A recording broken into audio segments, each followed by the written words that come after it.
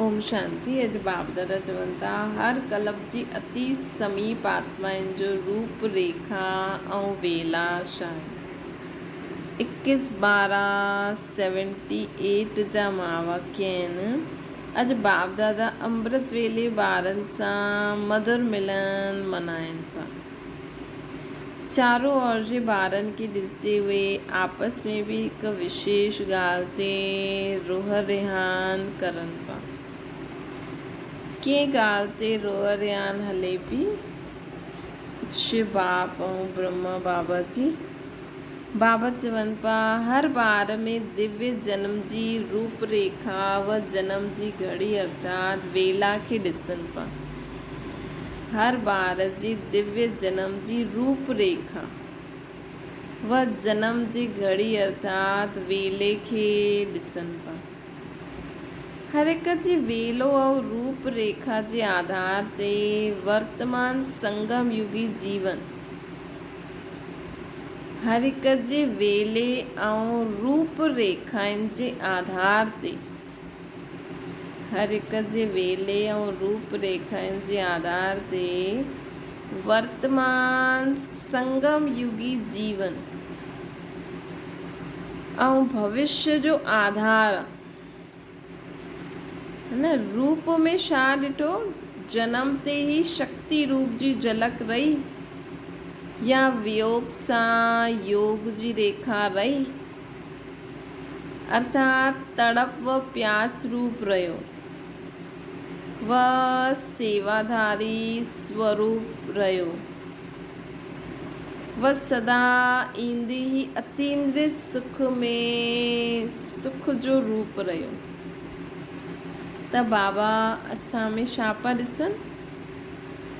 बाबा ॾिसनि पिया कि इन रूप में बाबा छा ॾिठो। बाबा चई न हर हिक जी वेला ऐं रूप रेखाउनि जे आधार ते असांजो भविष्य ऐं वर्तमान त रूप कहिड़े कहिड़े आधार ते ॾिठो। बाबा ॾिठईं कि मुंहिंजा ॿार जनम ते ही उन्हनि जो शक्ति रूप जी झलक आहे व वियोग सां योग जी रेखा रही। हमेशा ही पावरफुल बाबा सां कनेक्शन रहियो या टुटी करे पोइ जोड़ियो अर्थात तड़प व प्यास रूप रहियो व सेवाधारी स्वरूप रहियो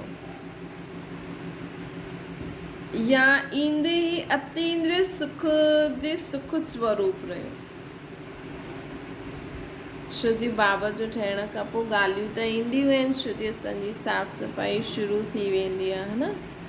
त साफ़ सफ़ाई शुरू थींदी त ॻाल्हियूं त ईंदियूं न हिसाब किताब चुकतूं। लेकिन बाबा ॾिठईं मुंहिंजा कहिड़ा ॿार सदा अतीन्द्रिय सुख में रहंदा आहिनि या शक्ति रूप में रहंदा आहिनि या वियोग या योग जो रूप में रहंदा आहिनि। जीअं प्यासी आत्मा हूंदी आहे न बाबा सां योग लॻाइण चाहे थी लेकिन लॻाए न सघंदी आहे। व्यर्थ संकल्प एतिरा आहिनि त उन सां गॾु रेखायूं छा रहियूं। त रूप त इहे ई ॾिठईं बाबा कि इहे ॿार आहिनि। हिकु सदा योगी सदा अतीन्द्रिय सुख में रहण वारो हिकु वियोगी सां योगी ठहिण वारो ऐं हिकु सेवाधारी स्वरूप है न। ॿियो बाबा चई उन सां गॾु रेखायूं छा छा रहियूं। ईंदे ई संपूर्ण परवाने जी रेखा रही पुरुषारथ जी रेखा रही वरदानी जी रेखा रही हिम्मत उल्लास जी रेखा रही वह जन्म ते ही सहयोग जे आधार ते हलण जी रेखा रही। रेखायूं कहिड़ी कहिड़ी। हिकु त संपूर्ण परवाने जी रेखा पुरुषार्थी जी रेखा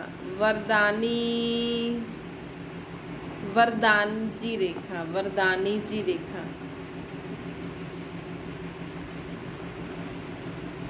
हिम्मत ऐं उल्लास जी रेखा सहयोग जे आधार ते हलण जी रेखा त चेक करो असांजो स्वरूप शुरू खां कहिड़ो रहियो आहे। असांजी रेखा शुरू खां कहिड़ी रही आहे? संपूर्ण परवानी रेखा, वरदानी रेखा, हिम्मत उल्लास जी रेखा, जन्म ते ही सहयोग जे आधार ते हलण जी रेखा। चईंदा न ये शुरू खां ई बाबा जो परवानो आहे, ये शुरू खां ई वरदाननि सां पलण वारो आहे, ये शुरू खां ई हिम्मत उल्लास में हलण वारो आहे, ये शुरू खां ई ॿियनि सां सहयोग वठंदो आहे। ईअं ई वेला खे बि ॾिसनि पिया, सेकेंड में निश्चय बुद्धि रहिया, वेला अर्थात समय, है न, त सेकेंड में निश्चय बुद्धि रहियो, सप्ताह कोर्स खां पोइ रहियो, या अधिक समय खां पोइ निश्चय बुद्धि ठहियो। बस संशय निश्चय जी युद्ध हलंदी ई रहंदी आहे। वह हाणे बि युद्ध करनि था। सेकेंड जो निश्चय अर्थात नज़र खां निहाल करणु। त असांजी वेला अर्थात समय, कंहिं समय असांखे निश्चय थियो, जॾहिं असांखे बाबा जो परिचय मिलियो हुन समय ई, या 7 ॾींहंनि जे कोर्स खां पोइ, या अञा ताईं निश्चय हलंदो रहंदो आहे। सेकेंड जो निश्चय अर्थात नज़र सां निहाल, सेकेंड नंबर श्रेष्ठ बोल सां निहाल, बाबा जे ज्ञान ॿुधण सां निश्चय थियो। टियों नंबर सौदागर सां सौदे जे मुआफ़िक़ मूल्य खे बार बार ॼाणण खां पोइ मर्ज़ी वठे कि हा भई ईअं कंदासीं त असांखे स्वर्ग में ईअं मिलंदो। भई हिकु थींदो आहे न कि न मूंखे बाबा थो चए, मुंहिंजो पीउ थो चए, जॾहिं सेकेंड में निश्चय थी वञे कि बाबा था चवनि, पीउ था चवनि,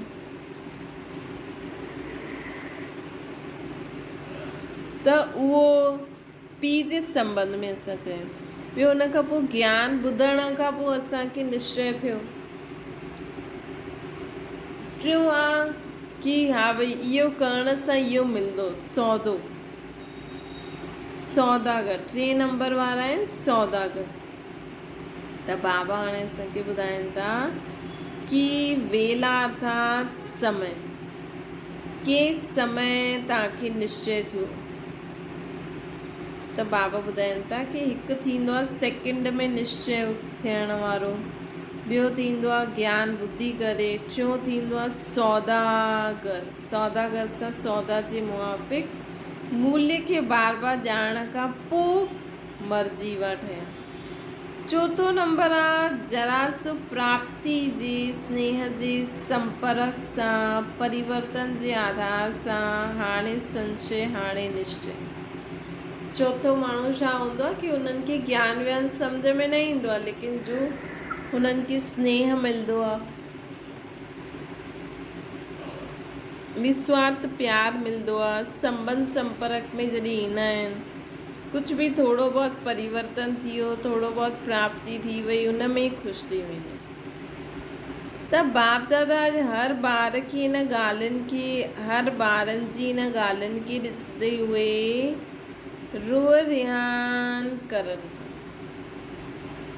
हिन मर्ज़ी व जीवन जो सदा निर्विघ्न व सदा तीव्र पुरुषार्थ, हिन मर्ज़ीवन जीवन जो सदा निर्विघ्न व सदा तीव्र पुरुषार्थ,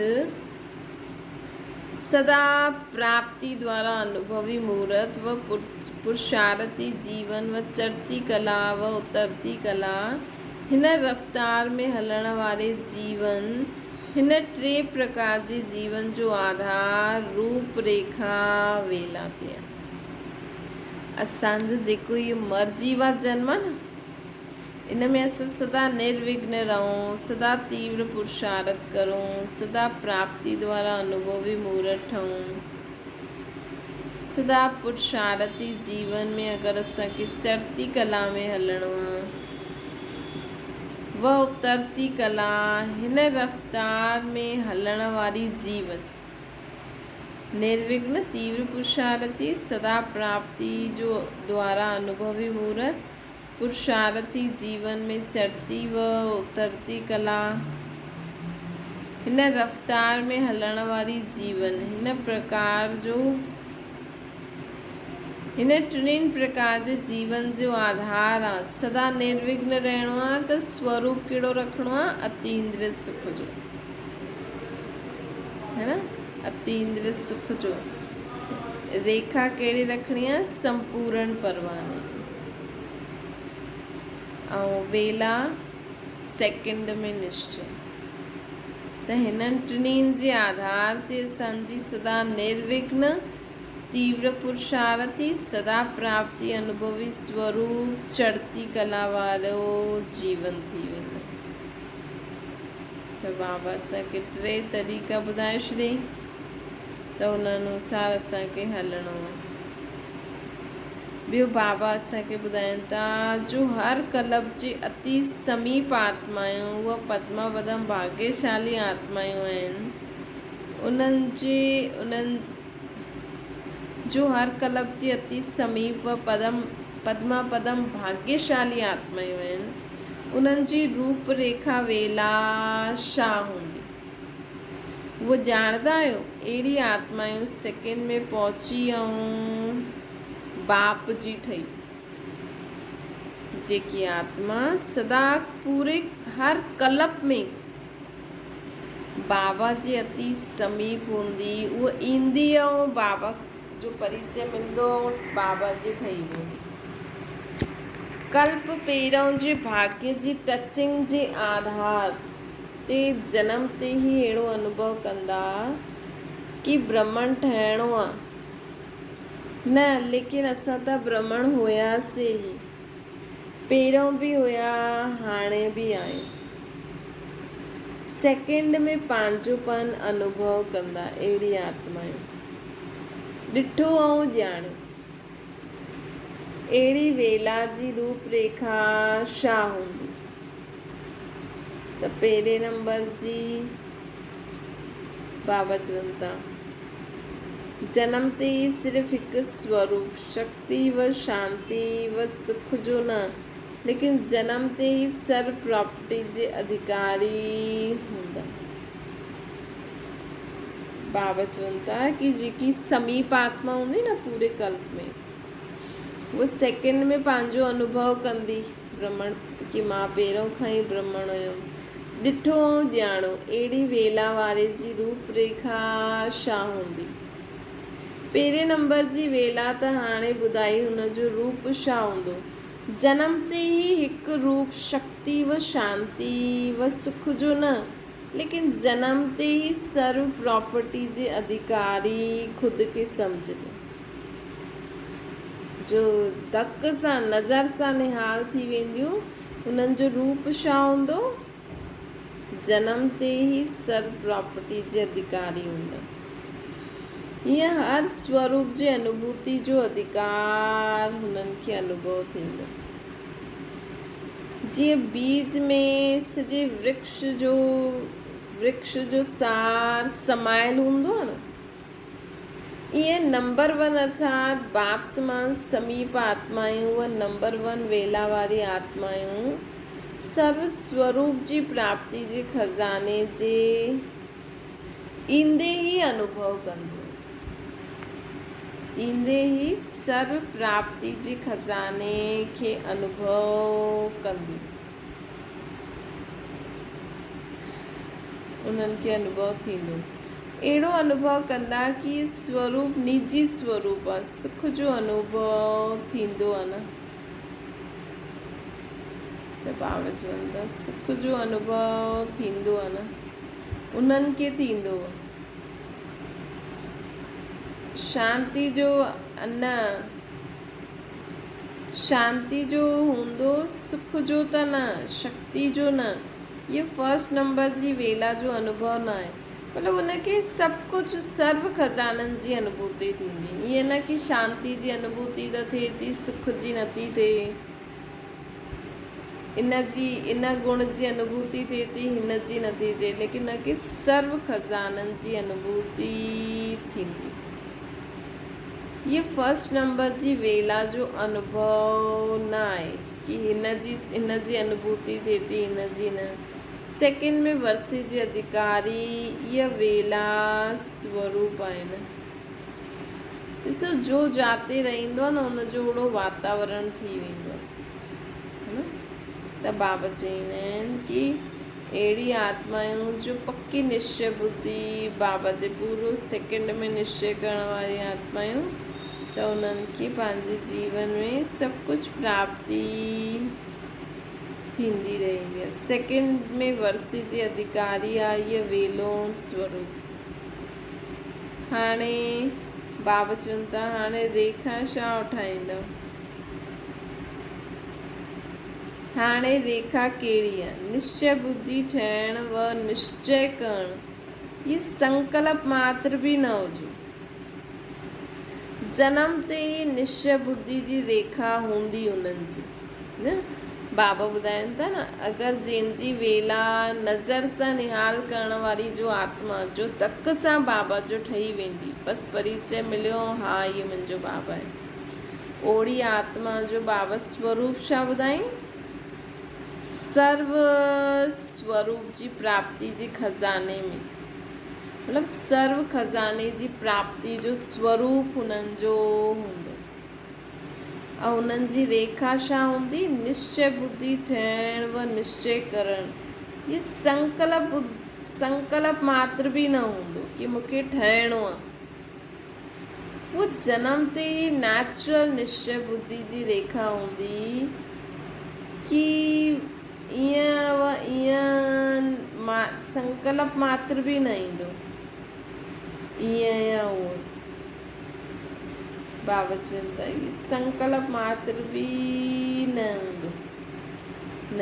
निश्चय बुद्धि, नेचुरल निश्चय बुद्धि जी रेखा हूंदी उन्हनि जी। कीअं व ईअं जे विस्तार में न वेंदा। आहे ई हिन में अहिड़ी ऐं वेड़े जो प्रश्न ई न उथंदो, मतिलबु हिकदमि पूरो पको हूंदो। त चेक करो, असां ईअं हुयासीं? असांखे जॾहिं बाबा जो परिचय मिलियो, हिकु बार में ई सम्झी वियासीं हीअ असांजो बाबा आहे, कि 7 ॾींहंनि जे कोर्स खां पोइ सम्झो, कि सौदो ॾिसी सम्झो, है न। ये ख़ुदि जी वेला खे चेक करो। असांजी रेखा जेकी आहे उहा सर्व प्राप्ति स्वरूप आहियूं असां, कि कॾहिं सुख जी अनुभूति थींदी आहे, कॾहिं शांति जी, कॾहिं अशकेन जी, सभु थींदियूं आहिनि। असां निश्चय बुद्धि शुरू खां ई आहियूं बाबा जे मथां। कोई बि ॻाल्हि ईंदी आहे त हलचल में त न ईंदा आहिनि। निश्चय बुद्धि अर्थात सदा अचलड़ो ख़ुशि रहण वारी आहे। त बाबा चवनि था कि हाणे उन ॿार जी रेखा छा हूंदी? निश्चय बुद्धि। ईअं पूरे जीवन में अटूट निश्चय जी रेखा रखी हीअं पूरे बाबा चवनि था कि ईअं पूरे जीवन में अटूट निश्चय जी रेखा अन्य आत्माउनि खे बि स्पष्ट ॾेखारे में ईंदी। निश्चय जी रेखा जी लाइन अखंड हूंदी उन्हनि, विच विच में खंडित न थींदी। अहिड़ी रेखा वारनि जे मस्तक ते, अहिड़ी रेखा वारनि जे बाबा चवनि था उन्हनि जे मस्तक में अर्थात स्मृति में सदा विजय जो तिलक हूंदो ई से। अहिड़ी रेखा वारा जीअं ब्रह्मण जो भविष्य शक्ति, बाबा चवनि था जीअं ब्रह्मणनि जो भविष्य कृष्ण रूप में ॾेखारींदा आहिनि न, त ईअं ई असांखे बि बाबा चवंदा आहिनि कि जीअं ब्रह्मणनि जो भविष्य श्री कृष्ण रूप में जनम ते ई ताजदारी ॾेखारींदा आहिनि, ईअं जनम ते ई सेवा जी ज़िम्मेवारी जो ताज हूंदो कंहिंखे? जो नज़र सां निहाल वारी आत्मा हूंदी, मतिलबु जो पहिरीं बसि बाबा जे परिचय में ई सम्झी वञे कि हा इहो मुंहिंजो ई बाबा आहे। मां त पहिरों खां ई पवित्र अर्थात ब्राह्मण हुयमि। सदा ज्ञान रत्न सां खेॾण वारा हूंदा। अहिड़ी आत्मायूं सदा शुरू खां जन्म ते ई उन्हनि खे सेवा जी ज़िम्मेवारी हूंदी। ज्ञान रतन सां खेॾंदा हूंदा। सदा यादि ऐं ख़ुशी जे झूले में झूलदी रहंदियूं अहिड़ी आत्मायूं। सदा हर कर्म में वरदान जो हथ पंहिंजे मथां अनुभव कंदियूं। हर दिनचर्या में पाण सां गॾु सर्व संबंधनि सां समीप ऐं साकार रूप में साथ जो अनुभव कंदियूं। पंहिंजी दिनचर्या में बाबा खे सर्व संबंधनि सां समीप ऐं साकार रूप में साथ जो अनुभव कंदियूं। स्वतः योगी सहज योगी हूंदियूं है न। त ख़ुदि खे बि चेक कंदा वञो। अगरि असां अहिड़ा न आहियूं त असांखे अहिड़ो ठहिणो आहे। चलो ठीकु आहे, शुरू में जो बि असांखे कीअं बि निश्चय थियो, लेकिन असांखे कोशिशि करिणो आहे, पुरुषारत करे पंहिंजे खे अहिड़ो ठाहिणो आहे। स्वतः योगी सहज योगी हूंदियूं। ये नंबर 1 रूप रेखा ऐं वेला वारनि जी निशानी आहे। ये उन्हनि जी निशानी आहे। हाणे पंहिंजे खे चेक करो। पहिरें नंबर जी रूप रेखा वेला वारा केतिरा हूंदा? 8 हूंदा? 108 हूंदा?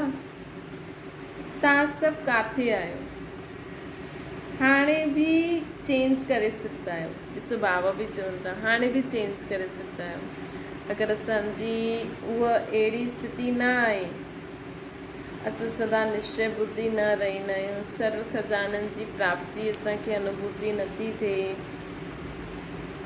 हर कर्म में वरदान जो अनुभव, वरदानी रूपी हथ बाबा जो ख़ुदि जे मथे ते अनुभव नथो थिए, बाबा सां सर्व संबंधनि जो अनुभव नथो थिए, सदा अतीन्द्रिय सुख ख़ुशी जे झूले में असां नथा झूले सघूं, त हाणे बि बाबा चवनि था कि पुरुषारत करे स्वयं खे चेंज करो। लास्ट सो फास्ट वञी सघंदा आहियो। अञा बि परिवर्तन जी मार्जिन हा। ऐं हाणे त थोरो सो बि संकल्प बि कंदो न त बाबा जी मदद ॾाढी मिले थी। अगरि टू लेट जो बोर्ड हाणे पहिरियों हुन सां टू लेट जो बोर्ड न लॻियो हुयो, गुप्त पुरुषारत दिन रात हिकु दृढ़ संकल्प जे पुरुषारत हाई जंप लॻाए सघंदो आहे। सिर्फ़ु तव्हां न गुप्त पुरुषारत करो। भले दुनियादारी में ईंदे, संबंध में ईंदे, सदा मन बुद्धि बाबा सां गॾु रहे। भले तव्हां काॾे बि वञो, लेकिन असांखे मन में बाबा जी यादि, बुद्धि में जीअं असां बाबा सां ॻाल्हियूं था करूं, बाबा इहे ॾिसो ईअं छा था करनि, ईअं छा आहे, ईअं छा आहे, त जीअं बाबा मूंसां गॾु सदा आहे। त इहो गुप्त पुरुषारत ई असांखे फस्ट स्टेज जे नज़दीक लाहींदो न। तव्हां सोचो मां वेही करे तपस्या करां, भटियूं करां, ईअं करां, उन सां न थींदो। लेकिन असांजो गुप्त पुरुषारत कंदा आहियूं न, बाबा सां गॾु असांजो हर सेकेंड, हर संकल्प, हर बोल, हर कर्म रहे। साथी ऐं साक्षीपन जो पुरुषारत सां असां इहा स्टेज खे प्राप्त करे सघंदा आहियूं। इन करे पोइ बि पंहिंजे भाग्य खे नंबर 1 ठाहिण जी पुरुषारत जी लॉटरी विझो त नंबर निकिरी ईंदो। बाबा चवनि था नंबर 1 ठाहिण जी पुरुषारत जी लॉटरी विझो, गुप्त पुरुषारत करो त ठही वेंदो। सम्झो छा करिणो आहे। लास्ट चांस आहे, हिन करे अॼु बीती सो बीती करो। अॼु बीती सो बीती करे भविष्य खे श्रेष्ठ ठाहियो। हिन करे बाप दादा पोइ बि सभिनि खे चांस ॾींदा आहिनि ताकी ॿार पोइ उलाना न ॾियनि बाबा खे। ॾिसो असांखे रोज़ रोज़ बाबा जी इहा मुरली अव्यक्त साकार त ॿुधंदा आहिनि, अव्यक्त बि असां ॿुधूं था, बाबा जी अहिड़ी ॻाल्हियूं असांखे कन में पवनि थियूं, है न।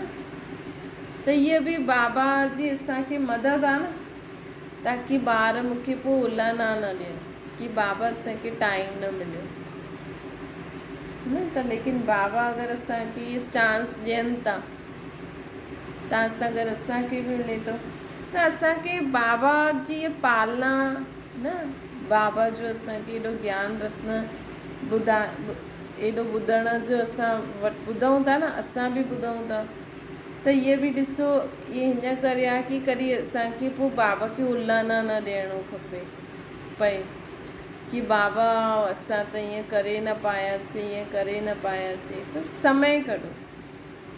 हिन करे बाबा पोइ बि सभिनि खे चांस ॾियनि था। असां करे सघंदा हुया लेकिन कयो न, हीअं उलाना न ॾियो। तव्हांखे जो करिणो आहे उहो हाणे हाणे करे वठो। समय न मिलियो, सर्कमस्टेंसिस न हुया, हाणे बि रहम दिल बाप जे रहम जो हथ सभिनि जे मथां आहे। ॾिसो बाबा केॾो रहम दिल आहे। बाबा चवनि था हाणे बि मां रहम दिल बाप जो रहम जो हथ सभिनि जे मथां आहे, सभी आत्माउनि जे मथां आहे। इन करे पंहिंजे मथां बि रहम दिल ठहो। बाबा त असां ते रहम करनि था, लेकिन असांखे बि पंहिंजे मथां रहम करणो खपे। असांखे बि बाबा जी ॻाल्हियुनि खे ॿुधी करे, सम्झी करे, रोज़ बाबा जी ॻाल्हियूं जो असां ॿुधंदा आहियूं उन्हनि खे जीवन में लाइण जो लक्ष्य रखो, पुरुषार्थ करो।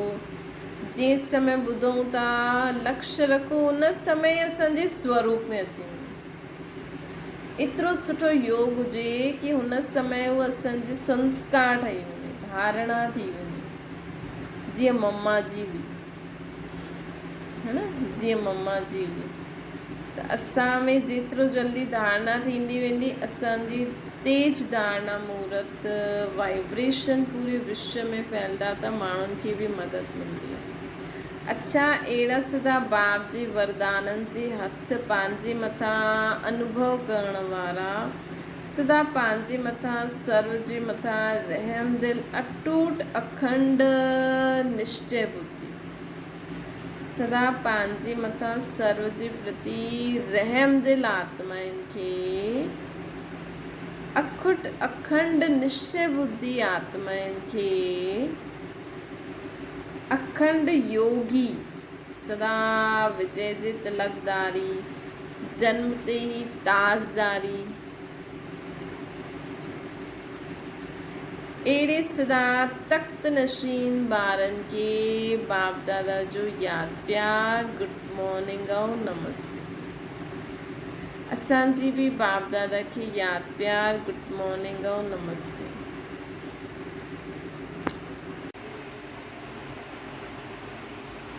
हाणे बाबा चवनि था, पार्टियुनि सां बाबा मुलाक़ात करनि था, निज धाम ऐं निज स्वरूप जी स्मृति सां उपराम स्थिति, निज धाम ऐं निज स्वरूप जी स्थिति सां उपराम स्मृति, निज धाम ऐं निज स्वरूप जी स्मृति सां असां उपराम थी वेंदासीं। असांजो निज धाम कहिड़ो आहे?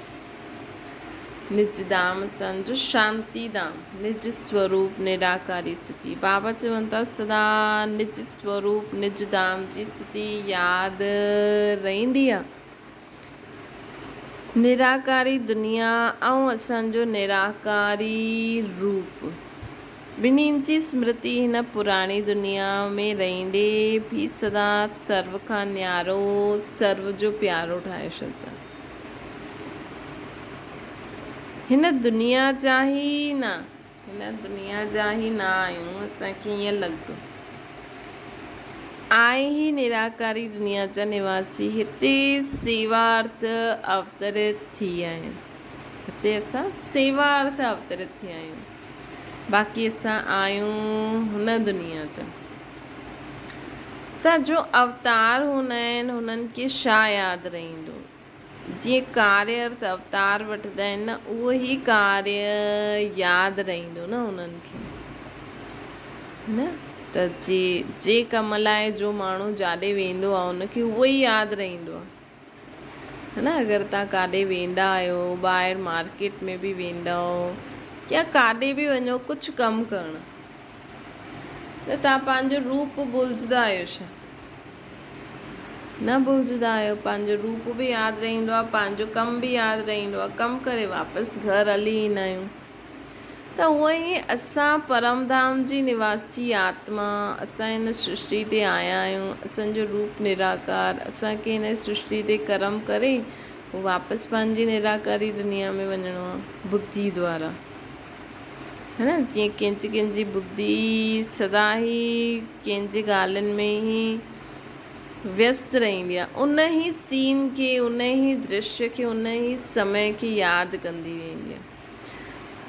सम्झो कल्ह कोई प्रोग्राम थियो, तव्हांखे ॾाढो मज़ो आयो, उहो कल्ह जो अनुभव असांजी बुद्धि में हूंदो आहे। अगरि असां सॼो ॾींहुं उन कल्ह जी सीन, दृश्य, उन कल्ह जी ॻाल्हियुनि खे यादि कंदा रहंदासीं त असांजो अॼु त वेस्ट हली वेंदो, है न। त उअं ई असांखे सदा यादि रखिणो आहे कि मां काथां जी रहण वारी आहियां, मुंहिंजो पीउ केरु आहे, मां केरु आहियां। हुन स्मृति में रही करे असांखे हेठि कर्म करिणो आहे, हेठि कर्म करे पोइ वापसि असांखे उन स्मृति में मथे वञिणो न आहे, आत्मा खे शरीर छॾे न वञिणो आहे। अॼु कल्ह जी ॻाल्हियूं अॼु यादि अचनि थियूं त कल्ह उहो सभु चीज़ुनि वटि थोरी पहुची वियासीं असां शरीर सां। दिमाग़ होॾे हुन ई ॾींहुं, हुन ई समय, हुन ई सीन ते लॻल आहे न। त उअं ई असांजो दिमाग़ मथे रहणो खपे। मथे बाबा असांखे छा श्रीमत ॾिनी अथई, हुन सम्झ सां हिन सृष्टि ते असांखे सोचणो आहे, ॻाल्हाइणो आहे, कर्म करिणो आहे। जीअं बाबा असांखे श्रीमत ॾींदा आहिनि, निंदा करण वारे जे लाइ बि शुभ भावना करो। त मुंहिंजी कोई निंदा थो करे, मां आत्मा परमधाम निवासी, मूंखे छा करिणो आहे, मूंखे कीअं सोचणो आहे? शुभ भावना रखणी आहे, शुभ सोचणो आहे, हुनजे कल्याण अर्थ सोचणो, हुनखे शांति जा वाइब्रेशन ॾियणा, हुननि आत्माउनि जे लाइ शुभ भावना, शुभकामना करे चुप रहणो। बाबा त चवंदा आहिनि कोई तव्हांखे मारे त बि चुप रहो। त इहा जॾहिं असांखे स्मृति रहंदी न, तॾहिं असां चुप रहंदासीं। तॾहिं ई असांखे कोई केतिरो बि बुरो चए त बि असांखे उहो लॻंदो न,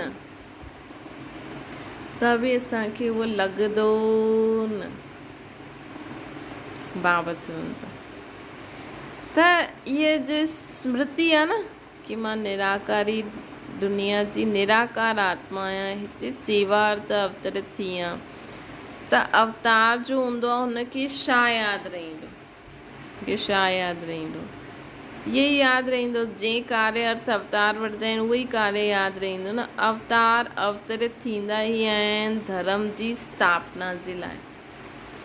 ऐं मथां खां कोई बि आत्मा अगरि शरीर में ईंदी आहे ॿिए जे, त उहो छो ईंदी आहे? धर्म जी स्थापना करण लाइ। इहे नियम आहे। त हाणे शरीर असांजो आहे छा? ही शरीर त असां बाबा खे ॾेई छॾियो। त जो शरीर असां बाबा खे ॾेई छॾियो, हुन शरीर में मां रोज़ु अचां थी। छो थी अचां? पंहिंजो आदि सनातन देवी देवता धर्म जी स्थापना करण मां अचां थी, है न। त असांखे हाणे छा करिणो आहे? हिन शरीर में अची करे उन धर्म जी स्थापना जे लाइ जो बाबा असांखे श्रेष्ठ मत ॾिए थो, कार्य ॾिए थो, उहो असांखे करिणो आहे, है न। घर गृहस्थी में बि रही करे असां बाबा खे यादि करे बाबा जी श्रेष्ठ मत ते हलंदासीं त असांखे ॾिसी ॾाढा माण्हू सिखी वेंदा, उहो बि पंहिंजे उहो कमु कंदा त उहो बि असांजी धर्म जी आत्मायूं थींदी वेंदियूं न। चलो बाबा खे नथी यादि करनि, बाबा खे नथी वञनि, लेकिन जो तव्हां जीअं कमु करो था, जीअं हलो था, उन्हनि खे उहो सुठो थो लॻे त उहे बि सिखी वेंदियूं, तव्हांजी भक्त आत्मा ठही वेंदियूं। द्वापर युग में बि उहे सुठी संस्कार खणी ईंदियूं न, है न। इन करे असांखे ज़रूरी न आहे कोई माण्हू बाबा खे मञे ई सही, बाबा जी ॻाल्हियूं ॿुधे ई सही, बाबा खे यादि करे ई सही। लेकिन अगरि असां बाबा जी श्रेष्ठ मत ते हली करे जो कर्म करूं था, अगरि असां कर्म करूं था त माण्हुनि खे उहो कर्म सुठा था लॻनि ऐं उहो कॉपी था करे वञनि, सिखनि था असां सां, त उहो पंहिंजे धर्म में या आत्मा जॾहिं बि पंहिंजे समय में ईंदी द्वापर कलयुग में, त उहो हुन संस्कार धारण करे ईंदी। त बाबा चवनि था कि असां आत्मायूं, अवतरित आत्मायूं हिन सृष्टि ते धर्म स्थापन करण लाइ आया आहियूं। स्वयं धर्म आत्मा ठही धर्म स्थापन करण जे कार्य में सदा रहण वारा त शक्ति अवतार थी विया न। केॾी सुठी ॻाल्हि आहे न। अगरि असां इहे ई धारणा करे हलूं, सॼो ॾींहुं दिमाग़ में रखूं, त असां घर वेठे बि केॾी सेवा करे सघंदा आहियूं। अॼु बाबा सुबुह जो चई न कि ॾिसो दुनिया वारा हिकु जॻह ते वेही करे अहिड़ी पावरफुल चीजूं ठाहिनि था कि हिकु जॻह ते वेही करे उहो पूरी दुनिया जो विनाश करे सघनि। त असां छा हिकु जॻह ते वेही करे पूरी विश्व में परिवर्तन न करे सघंदा आहियूं? निराकारी स्थिति में स्थित थी करे, लाइट पॉइंट स्वरूप में स्थित थी करे, फरिश्ते स्वरूप में स्थित थी करे असां बाबा जी लाइट चारों ओर फैलाए सघंदा आहियूं,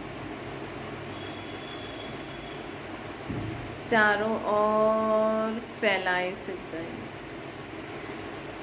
त इहे असांखे ध्यानु रखिणो आहे। साधन ॾाढा आहिनि, सिर्फ़ु असांखे यूज़ करिणो आहे। अर्थात बाबा जे ज्ञान युक्तियूं जो आहिनि उहे ॾाढियूं आहिनि। कोई बि न चई सघंदो कि मूंखे चांस न मिलियो, मां ईअं न करियो। बाबा सभिनि जे लाइ सभु तरह जो उपयोग साधन कढी रखिया अथई। बाबा चवनि था त तव्हां शक्ति अवतार थी वियो न। हर हिकु शक्ति अवतार आहे। पांडव बि शक्ति स्वरूप आहे न। हिकु सर्वशक्तिवान आहे, बाक़ी सभु शक्तियूं आहिनि, त सभु शक्ति अवतार थी विया न। सिर्फ़ु इहे स्मृति रहे त केतिरी मिठी जीवन जो अनुभव कंदो। असां सभु हिन मृत्यु लोक जा न आहियूं, लेकिन असां अवतार आहियूं,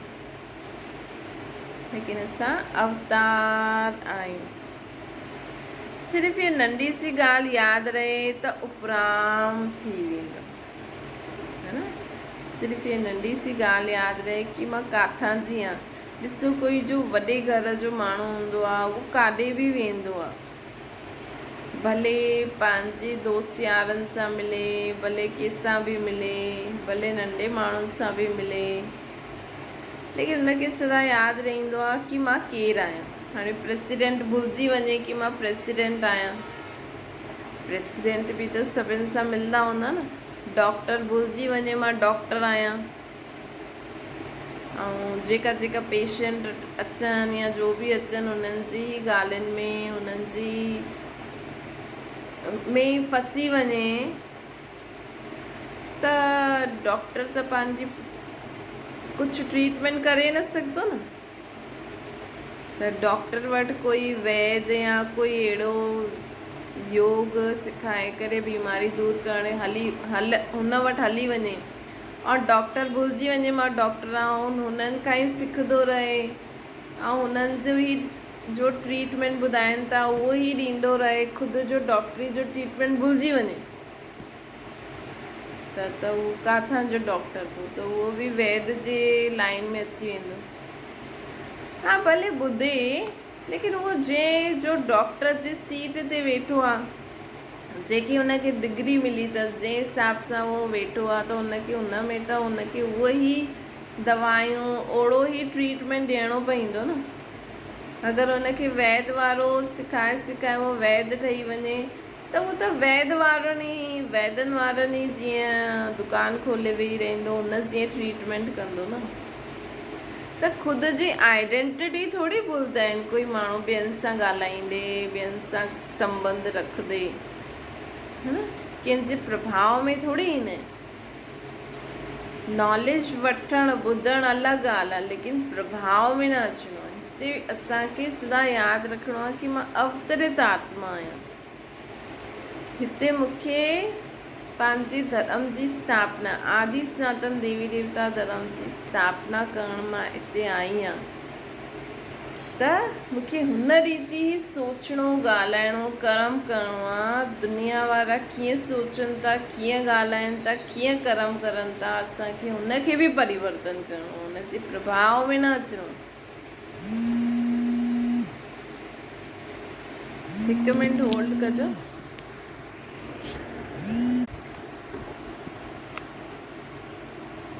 त बाबा असांखे चवनि था कि सदा ये यादि रहे कि मां अवतरित आत्मा आहियां, कि मां अवतार वठी करे हिन सृष्टि ते आई आहियां।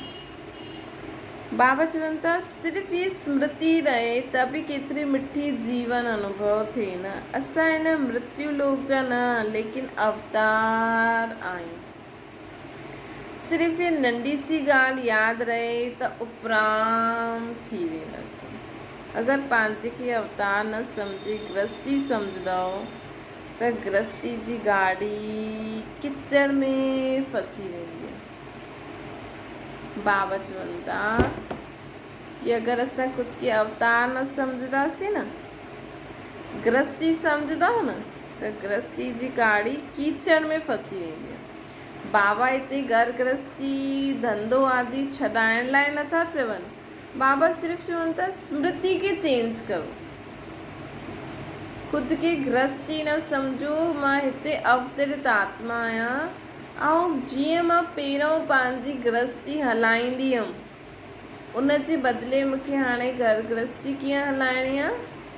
बाबा जी श्रेष्ठ मत ते, जो शिक्षायूं मूंखे बाबा ॾियनि था, उअं ई सोचणो आहे, उअं ई ॻाल्हाइणो आहे, उअं ई कर्म करिणो आहे। इन रीति मूंखे घर गृहस्थी हलाइणी आहे। मूंखे रोटी ठाहिणी आहे, लेकिन जीअं पहिरियों असां रोटी ठाहींदे समय फ़ोन ते ॻाल्हाईंदा हुया, माण्हू ॻाल्हाईंदा आहिनि न, टीवी ॾिसी करे या गाना हलाए करे या कोई ॻाल्हि सोचे करे या कुझु बि दुनिया, कलयुगी दुनिया वांगुरु जीअं बोझ सां, बंधन सां, बेमन सां मूंखे ई ठाहिणी आहे, मां ई सभु कुझु करां, केॾो कमु आहे, अञा जल्दी जल्दी ईअं ठाहे छॾी, उन रीति असांखे रोटी न ठाहिणी आहे।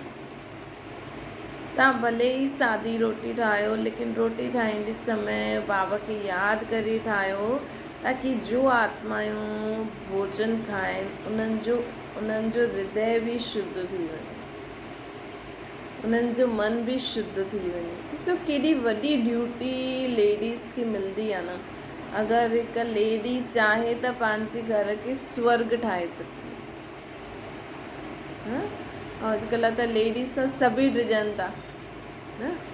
पति बि ॾिसो लेडी खां एॾो डिॼंदो आहे कि पंहिंजे संबंधनि खे बि छॾे ॾींदो, पंहिंजी लेडी जे हिसाब सां हलंदो आहे। त जॾहिं अॼुकल्ह लेडीज़ खे एॾी सुविधा मिले थी, पहिरियों त जेंट्स पंहिंजी फैमिली जे उन में रहंदा हुया त लेडीज़ ते अत्याचार थींदो हुयो। हाणे लेडीज़ शक्ति थी वई आहे त पंहिंजे पति खे ई पंहिंजे संबंधनि सां तोड़ाए करे पंहिंजे वश में करे थी वठे। लेकिन पोइ तव्हां पंहिंजे घर खे स्वर्ग बि त ठाहे रखो न। उन खां पोइ असां उनखे ओड़ी पालना बि त ॾियूं, ओड़ो सुख बि त ॾियूं न। त चलो तव्हां इहे पति पत्नी ॿार त बाबा न चईंदा आहिनि इन रीति सोचो, पर तव्हां बाबा जा ॿार सम्झी करे इहे आत्माउनि जो जीवन मूंखे ठाहिण जे लाइ मां निमित आहियां, है न। हिन घर खे स्वर्ग, बाबा जो घर ठाहिण जे लाइ मां निमित आहियां। बाबा त चईंदा आहिनि घर घर में पाठशाला हुजे। हाणे घर घर में पाठशाला कीअं थींदी? जॾहिं घर गृहस्थी वारा ई हर कर्म बाबा जी यादि में कंदा, बाबा जो ई घर सम्झी करे कंदा, इहे सभु बाबा जा ई ॿार आहिनि, ईअं सम्झी करे कंदा, तॾहिं घर घर में पाठशाला खुलंदी। त हिन समय ॾिसो दुनिया में हेॾा सारा बाबा जा सेंटर्स त खुली आहिनि, लेकिन बाबा छा चईंदा आहिनि कि मूंखे घर घर में पाठशाला खपे। त हाणे जो घर गृहस्थी में रहण वारे माण्हुनि जी ड्यूटी आहे कि पंहिंजे घर खे पंहिंजो घर न सम्झो, बाबा जो घर सम्झो। सो जो मां हिते अवतार वठी हिन सृष्टि ते हिन शरीर में आई आहियां, ये बाबा जो घर, बाबा जा ॿार, बाबा जा संबंधी आहिनि। मूंखे हिते उहो ई कमु करिणो आहे जीअं बाबा मूंखे श्रीमत ॾिनी अथई। पोइ अगरि तव्हांखे कंहिं ॻाल्हि में तकलीफ़ थिए थी, तव्हांखे जो बाबा चए थी तव्हां नथा करे सघो, करणु चाहींदा आहियो, त बाबा जी मदद वठंदा रहो। बसि सिंपल आहे। सिर्फ़ु हिकु नंढी सी ॻाल्हि ई यादि रखो, अगरि पंहिंजे खे अवतार न सम्झो, गृहस्थी सम्झंदो त गृहस्थी जी गाॾी कीचड़ में फसी वेंदी। ॾिसो घर गृहस्थी वारा चईंदा आहिनि असां कमायूं, असां हीअं करूं, असां हूअं करूं, पर मां त बाबा जो ॿार आहियां। बाबा जो ॿार त कीअं रहंदो आहे? बाबा जो ॿार ठही करे रहंदा न, ईअं न कि बाबा जो ॿार ठही करे रहंदासीं त ग़रीबी रहिजी वेंदासीं, ईअं भले बाबा असांखे हर ॻाल्हि में मदद कंदा आहिनि। तव्हांखे साधारण जीवन जीअण लाइ बाबा तव्हांखे उन रीति मदद बि कंदा आहिनि, है न। लेकिन तव्हां सोचो मां करोड़ो कमायां, मां ईअं घुमां, ईअं खायां, वॾी गाॾियुनि में घुमां, उहो त ॾिसो जो तव्हांजी क़िस्मत। लेकिन बाबा असांखे साधारण जीवन जे लाइ चईंदा आहिनि न, बाबा असांखे ओतिरो मदद कंदा आहिनि ऐं अंत ताईं दाल रोटी ज़रूरु ॾींदा, है न।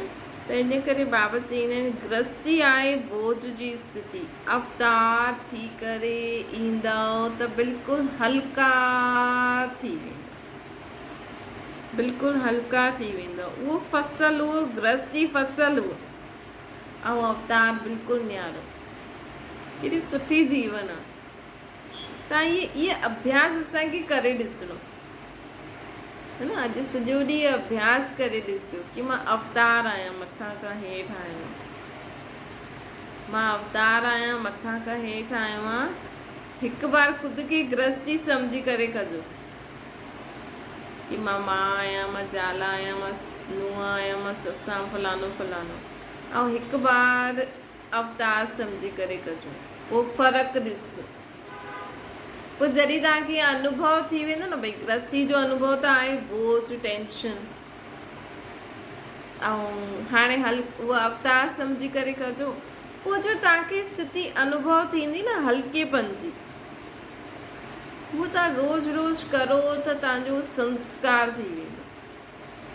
पोइ तव्हां कंहिं ॿिए खे बि ॿुधाईंदव न त हुनखे बि लॻंदो कि हा इहे त बिल्कुलु ठीकु थो चए, ऐं असां अनुभवी थी करे ॿुधाईंदासीं त हुनखे धारणा बि थी वेंदी, हुनखे शक्ति बि मिली वेंदी।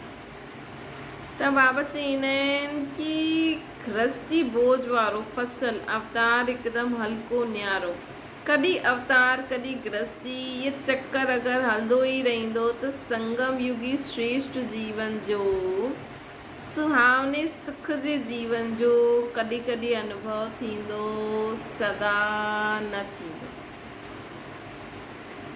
अहिड़ा सुख जा ॾींहं पोइ कॾहिं बि न ईंदा न। बाबा सां गॾु अॼु हाणे जो सुख आहे, बाबा सां गॾु बाबा जी नॉलेज बि आहे। असांखे सतयुग जे बारे में पतो आहे, त्रेता, द्वापर, कलयुग, चारों युगनि जे बारे में असांखे पतो आहे। मथे परमधाम स्वयं जे बारे में हर नॉलेज असांखे पतो आहे, हर गुण, हर शक्ति असां धारण करे सघंदा आहियूं, धारणा आहे। सिर्फ़ु असांखे अतीन्द्रिय सुख जो अनुभव करण लाइ ख़ुदि खे आत्मा सम्झो। अहिड़ो सुख ॿियो कॾहिं बि न मिलंदो। हिकु हिकु संगम जो समय, हिकु हिकु सेकेंड अति प्रिय आहे। त अहिड़े प्रिय ॾींहंनि जो सुहावनो समय कीअं व्यतीत कंदा आहियो, जीअं हाणे सावन जो महीनो हले थो न, त ॾिसो सावन जे हिननि ॾींहंनि खे हर भॻत पंहिंजी कोई नवरात्रे, कोई सावन, है न, कीअं उहे ॾींहंनि खे यादि करे उहो व्यतीत कंदा आहिनि। हाणे सावन जे समय जो कंदा आहिनि जो माण्हू, उहो साल भर जेका सावन जे महीने में कंदा आहिनि उहो हमेशह यादि रखंदा आहिनि। उहे सोचंदा आहिनि इहो समय केॾो सुठो आहे, छो जो सभु हाणे ॾिसो हिन समय सभु शिव खे यादि था करनि, चाहे लिंग जे रूप में चाहे शंकर जे रूप में, है न, लेकिन शिव खे ई यादि था करनि न। त ॾिसो हिन समय दुनिया वारा जी बुद्धि बि होॾे ई आहे, ऐं असां बि शिव बाबा खे यादि कंदा आहियूं। त हिन समय न दुनिया हिन स्पेशली भारत देश जो वाइब्रेशन हूंदो आहे न, उहो शिवमय थी वेंदो आहे। त ईअं अनुभव जो माण्हू कंदा आहिनि, उहो बुद्धि में कैच हूंदो आहे, त सभु यादि कंदा आहिनि हा सावन जा ॾींहं केॾा सुठा हूंदा आहिनि। जीअं दिवाली जे ॾींहुं सभु लक्ष्मी खे यादि कंदा आहिनि त उहो वाइब्रेशन फैलंदा आहिनि। त ईअं ई बाबा चवनि था कि संगम युग जो हिकु हिकु सेकेंड ॾाढो ई प्रिय आहे। हाणे अगरि असां हुन रीति बाबा खे यादि कंदासीं न, त पूरे कल्प में असांखे उहा प्राप्ति रहंदी आहे।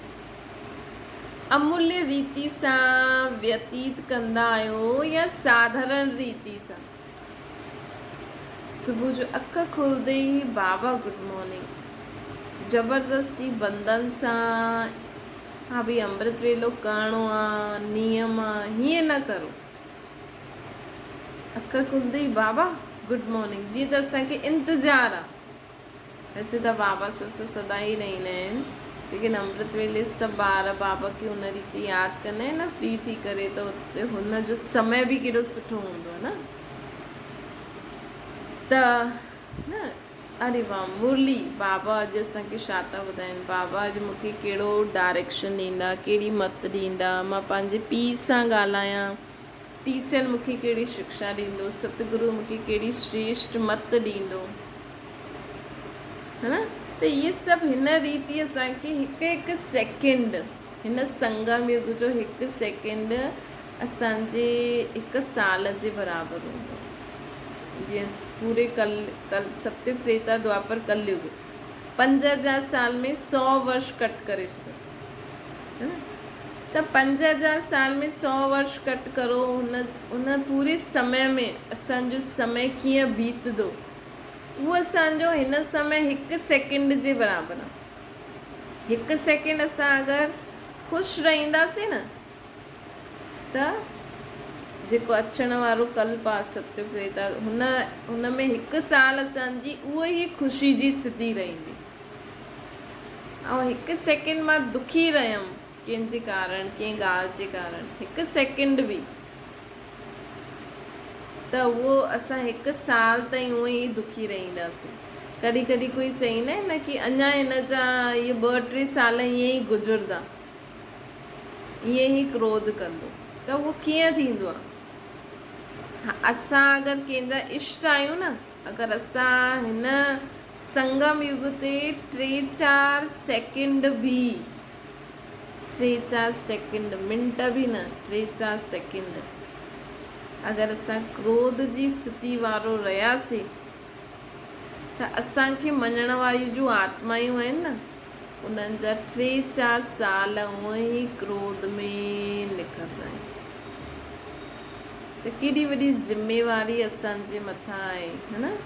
त असांखे सोचणो आहे, हिन करे असांखे सदा ई ख़ुशि रहणो आहे, सदा ई ख़ुदि खे अवतरित सम्झी करे बाबा जी संतान। अगरि तव्हांखे कोई बि विकार बुराई, कोई बि कमी कमज़ोरी आहे, तव्हांखे जेलसी जी फीलिंग थींदी आहे, क्रोध जी ईंदी आहे, त जॾहिं बि उहा ॻाल्हि अगरि तव्हांखे क्रोध थिए नथो ख़तमु थिए, त हुन समय क्रोध न कजो, बाबा बाबा बाबा बाबा बाबा, कम से कम ख़ुदि जे लाइ न त ॿियनि जे लाइ सोचो, तव्हांजा वाइब्रेशन ॿियनि वटि पहुचनि था, है न। लेकिन मूंखे अंदरि बाबा बाबा बाबा बाबा, शांती शांति शांति, है न। लेकिन क्रोध बिल्कुलु बि न कजो। वैसे त बाबा चईंदा आहिनि हाणे त असांखे अविद्या थी वञे, लेकिन अञा बि अगरि असांखे संकल्प ईंदा आहिनि, कॾहिं कॾहिं प्रैक्टिकल में बि थी वेंदो आहे जो न थियणो खपे, त बि असांखे ॿियनि जे बारे में सोचे करे शांत रहणो आहे। संकल्प बि अचे त बि वैसे त बाबा चईंदा आहिनि मुख सां जपण जो कोई उहो न आहे, लेकिन जेसि ताईं असांजो उहो निकिरे, कोई त युक्ति रचणी पवंदी न, पोइ धीरे धीरे उहो मुख सां उहो शांत थींदो वेंदो उहो क्रोध जो संस्कार। है न, हिकदमि असांखे हिन विकार बुराई कमी कमज़ोरी बुरे संकल्प विकल्प त वैराग्य अची वञिणो खपे। छो जी असांखे असांजा वाइब्रेशन ॾाढनि वटि पहुचनि था। त बाबा चवनि था कि हाणे हिकु हिकु सेकेंड जी वैल्यू छा आहे उनखे त ॼाणंदा आहियो न। 5000 वर्ष जी श्रेष्ठ प्रारब्ध जो आधार ये थोड़ी सी घड़ियूं आहिनि 5000 साल जी। त अहिड़े अमूल्य घड़ियुनि खे अमूल्य रीति सां यूज़ करणो खपे न असांखे, है न। रतन खे अगरि पत्थर समान यूज़ कंदव, हिकु हिकु ज्ञान जो रतन खे अगरि असां पत्थर समान यूज़ कंदासीं त रिज़ल्ट छा थींदी। साधारण रीति सां व्यतीत करणु अर्थात रतन जी वैल्यू पत्थर जे समान करणु। अगरि समय खे व्यर्थ गवाईंदव त रतन खे पत्थर जे समान यूज़ कंदव।